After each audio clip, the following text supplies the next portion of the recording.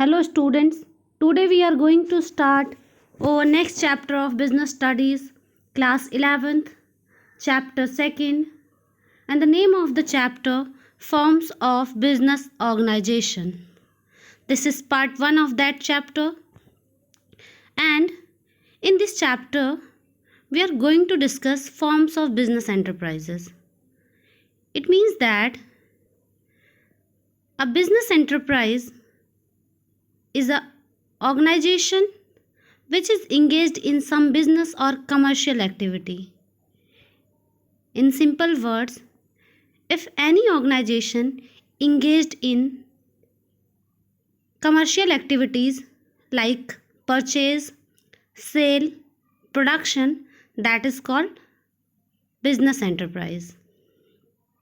A business enterprise broadly classified into three parts. The first one is public sector enterprise. The second one is private sector enterprise. And the third one is joint sector enterprise. So, first of all, private sector enterprises. Private sector enterprises is an enterprises which are owned, controlled and managed by private individual. It means that if any business owned, managed and controlled by me and you or any other person, that is called private enterprises. And the main motive of this type of enterprises is earning profit. Some examples of these type of enterprises are Reliance India Limited, Tata Company, Birla Company, Wipro, etc. Second one, public sector enterprises. The public sector enterprises which are owned, controlled and managed by the government.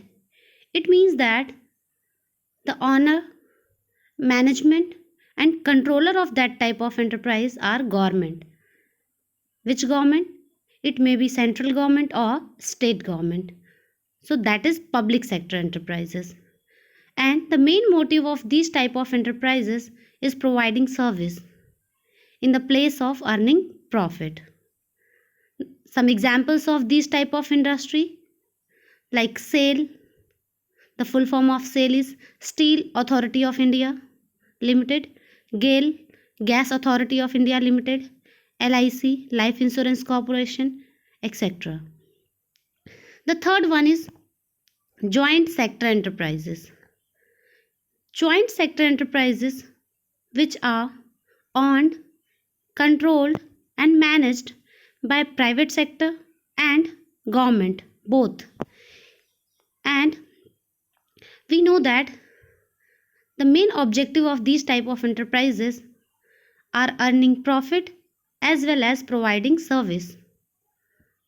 And in this type of enterprises, the management lies in the hands of private sector and the control and supervisions lies in the hands of government. Some example of these type of industries are Maruti Udyog Limited and Kochi Refineries, etc. But in this chapter, we only discuss private sector enterprise. So, the private sector enterprise classified into 5 parts. The first one is sole proprietorship. The second one is joint Hindu family business. The third one is partnership. The fourth one is cooperative society. And the fifth one is company. Now, we are going to discuss sole proprietorship. Sole proprietorship is the combination of two words. The first word is sole and the second word is proprietor. Sole means one or proprietor means owner. So, any business which is owned, managed and controlled by a single person, that is called sole proprietorship business. Features of sole proprietorship. The first one is single ownership. It means that any business that is owned, managed, and controlled by the single person, that is called single ownership business. Second one is formation and closure. There is no requirement of legal formalities for starting the business or for closing the business. It means that easy formation and closure. In some cases, license are required. Like in the chemical factory, if any individual start chemical factory, atomic factory, gun factory, that time he requires license. Otherwise, there is no need of license. So easy formation and closure of sole proprietorship. Next one is unlimited liability. In the case of sole proprietorship, all the profit and losses are borne by the individual person only. So, in the case of loss of any business, the personal property of that individual can be sold for paying the debt. For example, if Ram is starting a business alone, that business is called sole proprietorship business. After 2 or 3 years, Ram's business bears loss and Ram has to pay 1 lakh rupees to the Shyam. That time there is no income in the business. So, in that case, Ram's personal property can be sold for paying the debt of rupees 1 lakh and give the amount to the Shyam. So that is called unlimited liability. Next one is individual risk bearing and profit recipient. In case of sole proprietorship, all the risk and profits are borne by the single individual only. So, the single or sole beneficiary of all reward is one individual only. One man control. The proprietor is the sole owner of the business. So, the owner alone control all the business. In some cases, the single owner hire the manager. But ultimate control lies with the sole proprietor himself. There is no separation of control. So, one man control exists in the sole proprietorship. No separate legal entity. It means that without sole proprietor, there is no existence of the business. If in the case of death of the sole proprietor, the business will close. There is no existence. Next point is lack of business continuity. Since business and owner are one, so death, insolvency, incapacity, ailment, etc. directly affect to the business. Small size. In sole proprietorship, only one person bear all the losses and profits. He arrange all the resources lonely. So, a single person cannot arrange more resources. So, that can be the result of small in size. So, sole proprietorship business exists in small form. Here, some merits and advantages of sole proprietorship. First one is quick decision. In sole proprietorship, there is no need of discussion with any other person. So that time, decision can be taken very easily. Second one is confidentiality. The sole proprietorship or the sole proprietor cannot share his secret with others. So it becomes easy for him to maintain secrecy in the business. That is beneficial for the competitive strength of the business. Direct incentive. In this business, if sole proprietor do lots of hard work, that time he himself take the advantage. If he will not do hard work, that time he will be a loss. So direct incentive affect to the sole proprietor. Sense of accomplishment. In this, there is a personal satisfaction involved in the working for oneself. It means that the success of business not only contributes self satisfaction but also it creates self accomplishment and confidence in the sole proprietor. Easy to form and dissolve. We already discussed that point. The sole proprietorship business can easily start and easily end up. There is no need of legal formalities. But some disadvantages also exist in the sole proprietorship. The first one is limited resources.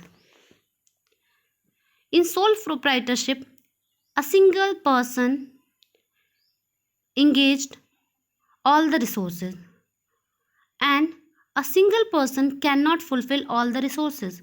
So that time limited resources are exist in the sole proprietorship business. Limited life of business. A single person operate the business. So in the case of death, ailment or insolvency of sole proprietor, the business becomes closed. So that is available for limited life of a business because there is no existence after the death of sole proprietor. Unlimited liability. In this case, the sole proprietor only liable for all the cases. In the case of any loss, the sole proprietor sold all his property and bear the business loss. Limited managerial skill. We know that a single person is not capable to perform all the duties. There has limited managerial skill. The person cannot perfect in all the areas. So it is also one of the disadvantages that limited managerial skill available in the sole proprietorship. So what is the conclusion of sole proprietorship? So the conclusion is sole proprietorship is suitable form of business for small scale enterprises. The sole proprietorship is suitable for enterprises which requires personal attention and limited capital, such as grocery shops, small bakery shops, tailoring shops, health clinic, doctor's clinic, lawyers' offices, etc.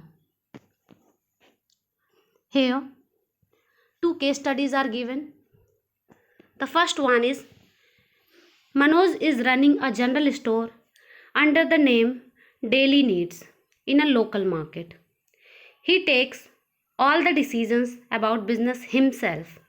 So the important line is that he takes all decisions about business himself without any interference from others and get all the profit as a reward for bearing the full risk. It means that he alone bears all the risk. In the context of above, identify and define the form of business organization in which Manoj has formed his business. And second one, state any 4 features of that form. So, according to the description of the paragraph, the first point, identify and define the form of business, that is sole proprietorship. And the second point, state any 4 features of that form. We already discussed all the features of the sole proprietorship, so you can write any 4 of them. Second case study is Sriram started a confectionery business few years back. Due to continuous losses in the business, he decided to close the business, he owes 4 lakh to the supplier from who he had been taking goods on credit. It means that he has a debt of rupees 4 lakh. His business funds are insufficient to pay the debt. Can supplier recover the fund from personal assets of Sriram as his business assets are insufficient to repay the debt? Why or why not? According to the sole proprietorship, we know that in the case of insufficient assets of the business, the sole proprietor has to sold their personal property to repay their debt. So yes, the sole proprietor can sold their property. The second one is Hindu undivided family. The another name of that, joint Hindu family. So what is the meaning of joint Hindu family business? The business that is carried out by the members of Hindu undivided family is known as joint Hindu family business. And the rule applies in that case, that is called Hindu Succession Act, which comes under Hindu law.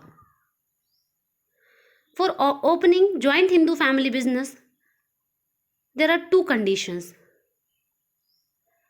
Minimum 2 male members must be in the family. Only male members. Existence of some ancestral property. Ancestral property means parental property. And the ancestral property is inherited by the male members. And the members of that business is called copper canner. So in simple language, suppose if my grandfather has 2 sons and my grandfather has an property, so that property transferred to their 2 sons, so that property is called ancestral property. In that case, my grandfather is the elder member of the family. So the elder member of the family in joint Hindu family business called Karta. So in that case, my grandfather is Karta. And the 2 sons of my grandfather is called copper canners. So after the death of my grandfather, the ancestral property transferred to their sons. In that case, the elder member or the elder son becomes the Karta. And he takes all the decisions. So their liability is also unlimited. So for joint Hindu family business, there should be minimum 2 members or existence of some ancestral property, the elder member of the family called Karta and the other members called copper canners. Some features of joint Hindu family is formation. For the formation of joint Hindu family business, there should be at least 2 male members in the family and there should be an ancestral property to be inherited by them. Business does not require any agreement. It means that after the birth, a person can become the member of joint Hindu family, but only male members can become the member. The second one is liability. The liability of Karta is unlimited, whereas the others members' liability is limited. And who is Karta? The elder member of the family is called Karta. So in the case of any loss, Karta can sold only his share, not all the shares. So in that case, Karta can sold only his share and repay the loss. Control. The joint Hindu family business is managed and controlled by the senior member of the family, that is called Karta, and only the Karta has legal rights to enter into the contact with outsider. Only Karta can take all the decision. Other member have no right to take the decisions or take part in the management. Only Karta manage all the business. Minor member. What is the meaning of minor member? A person who does not become the age of majority, it means 18 years, that person is called minor. It means that a boy that exists below 18 years, that is called minor member.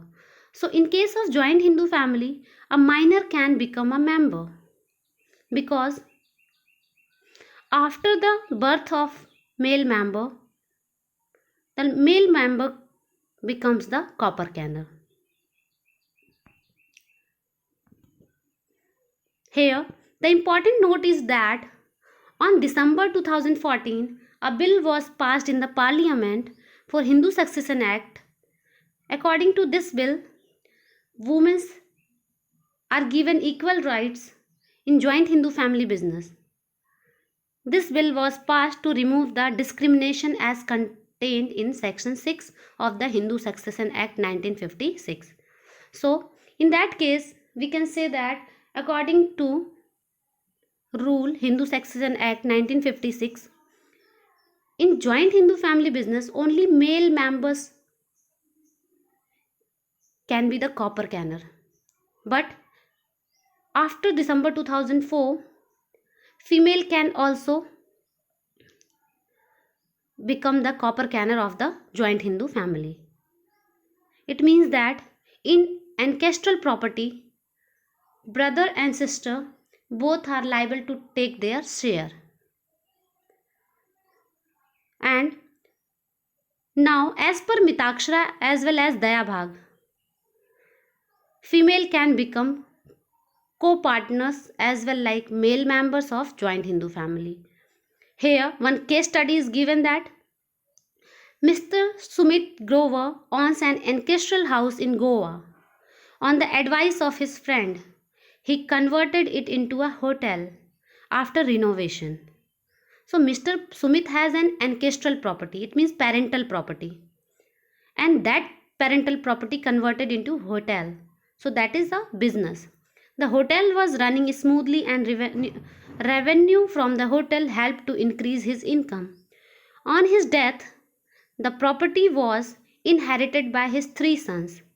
Eldest son Raj, second one Samir, and the youngest son Rahul, who continued the business as joint Hindu family business. Name the law which governs the joint Hindu family business. So first of all, we know that the law applies on joint Hindu family business, that is Hindu Succession Act 1956. Who among the three brothers has right to control the business? The eldest son owned and control the business. So who is the eldest son? That is Raj. So eldest son Raj has right to control the business as he will be called as Karta. The next question, what will be the liability of three brothers? In that case, eldest son Raj has Karta. So the liability of Karta is unlimited. The second son is Samir, that is copper canner. And the youngest son Rahul, that is also copper canner. So Samir and Rahul has limited liability and Raj, who is Karta, that has unlimited liability. Now, with the help of tomorrow's video, we will discuss the remaining part.